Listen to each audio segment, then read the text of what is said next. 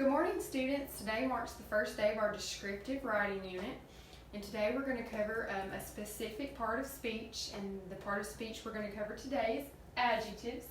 Adjectives are words that bring other words to life. Okay, an adjective is a word that describes. An adjective describes a noun, a person, place, thing, or idea. Let's talk about how adjectives can describe a butterfly. The butterfly is colorful. The butterfly is beautiful. Those are adjectives. We're going to talk about how adjectives can describe this pencil. The pencil is sharp, the pencil is yellow, and the pencil is pointy. And I want you to close your eyes, and I want you to think about the sun. Okay, tell me what word comes to your mind when you think about the sun. Keep your eyes closed and raise your hand. Okay, bright, yes. Yellow, yes. Hot, that's perfect. Okay, remember that these are adjectives and they are words that describe. We're going to practice bringing a sentence to life using adjectives or descriptive language. Okay, I want you to close your eyes, keep them closed, and I want you to listen to my sentence. The dog ran. In your mind, I want you to think about the dog running. Where did the dog run? Was the dog in the road? Was the dog in the field? What kind of dog was running? Was the dog running in the morning time? Was the dog running at night? How was the dog running? Was the dog running slow? Was the dog limping? Was the dog running fast? Okay, you can open your eyes now, and let's think about how we can make the dog ran a strong sentence.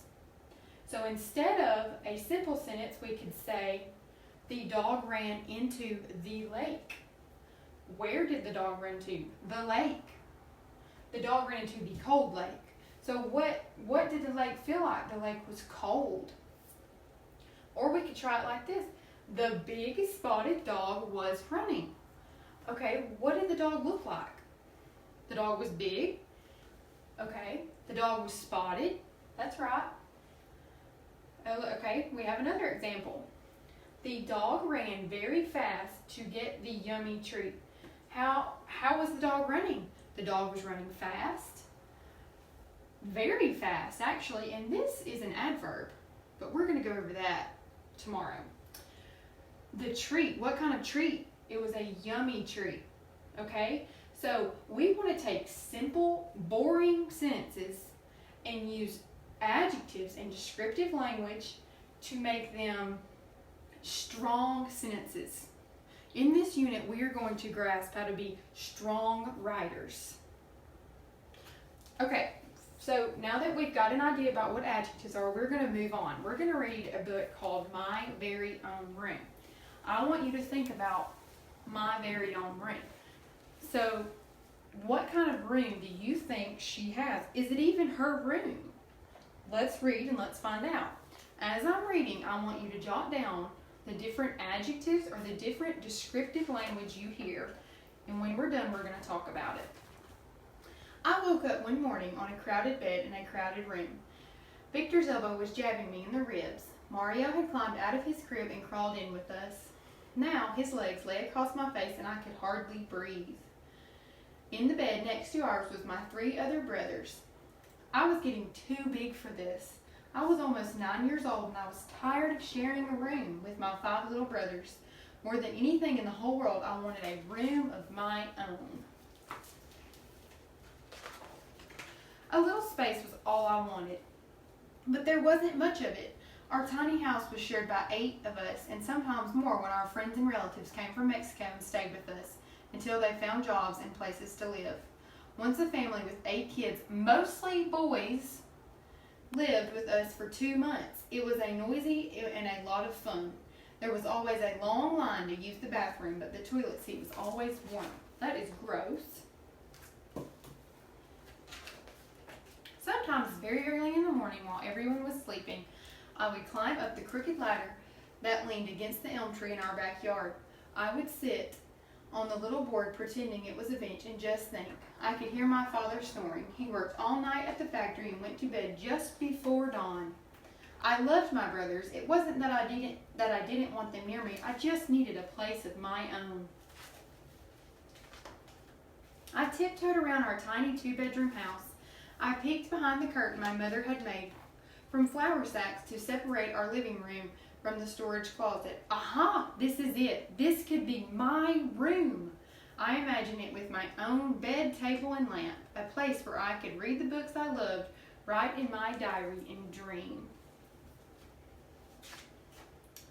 I sat down among the boxes. My mother must have heard me because she came into the kitchen. Mama, it's perfect, I said, and I told her my idea. My Mahita, you do not understand. We are storing my sister's sewing machine and your uncle's garden tools. Someday they will need these things to make a better living in a new country. And there's furniture and old clothes, she said. Slowly, she shook her head.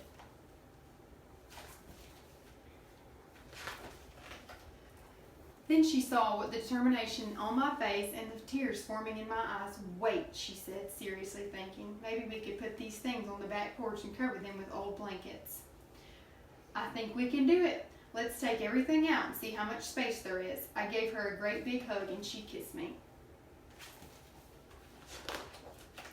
After breakfast, we started pushing the old furniture out to the back porch. Everyone helped. We were like a mighty team of powerful ants. We carried furniture, tools, and machines.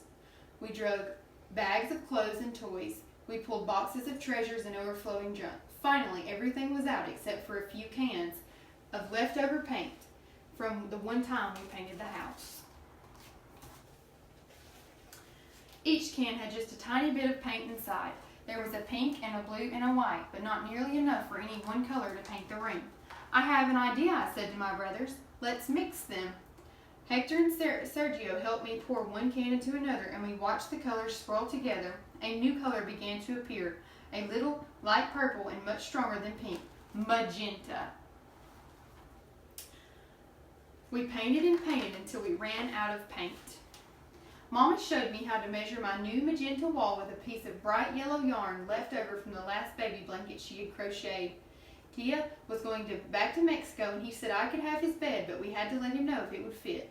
We cut the piece of yarn that showed us just how big the bed could be. We all ran to Tia's, waving the piece of yarn. We measured his bed. Perfect. That yellow piece of yarn was magical. A little later, Tia arrived with my new bed on the roof of his car. I ran out and hugged him. Papa helped me carry the bed in and carefully eased it into place. My brothers jumped up and down and everyone clapped. All you need now is a little lamp, my mother said. She brought out a shoebox stuffed with stamps she had been collecting for years. Mama and Papa got them out for free when they bought food or gas. They were like little prizes that could be used as money at a special store. But before we could spend them, we had to paste them into a special stamp book. We licked and licked and pasted and pasted. When we were done, Papa drove us to the stamp store. I saw the lamp I wanted right away. It was as dainty as a beautiful ballerina made of white ceramic glass with a shade that had ruffles around the top and bottom. I shut my eyes. I was so excited yet so afraid we wouldn't have enough stamps to get, and then I heard my mother's voice. Yes, Mahita, we have enough. When we got home, I carefully set the new lamp on my bedside table. Something was still missing. The most important thing. Books! The next day, I went to our public library and rushed home with my arms full of books. 6, to be exact. It was my lucky number because there were 6 children in my family. That evening, I turned on my new lamp and read. My 2 little brothers, Mario and Victor, stood in the doorway holding back the flower stack curtain. I invited them in. They cuddled up on my new bed and I read them a story. Then we said good night and they went back to their room. I felt like the luckiest, happiest little girl in the whole world. Everyone in our family had helped to make my wish come true. Before I could ever turn out that light, I fell asleep peacefully under a blanket of books in my very own room. The end. Now that we have finished reading, let's talk about her bedroom. She used some adjectives in this story to describe her bedroom, specifically on this page. what color did her room end up being? Her room was magenta. Not only was her room magenta, but it was what else? Can you tell me? It was tiny, that's right. And it was beautiful, that's right. It was her own. Yeah, it was her own, but that's not an adjective. And what color was her lamp? Her lamp was dainty and ballerina pink. Okay, we're going to talk about how adjectives, adding detail in adjectives makes you a good writer. Okay, good writers use their senses to add a lot of details so the reader can visualize what's happening in the story. So, as I was reading you the words, yes, you had pictures, but you were also visualizing what was happening on your own. In the story, there was descriptive language of how the bedroom looked, and there was descriptive language about how the house sounded. It was fun and it was loud. And so she got to give you a visual of her perfect bedroom in her situation. So tomorrow, you are going to make your very own bedroom, and then you are going to write a piece using descriptive language, and you are going to describe how your perfect bedroom would be.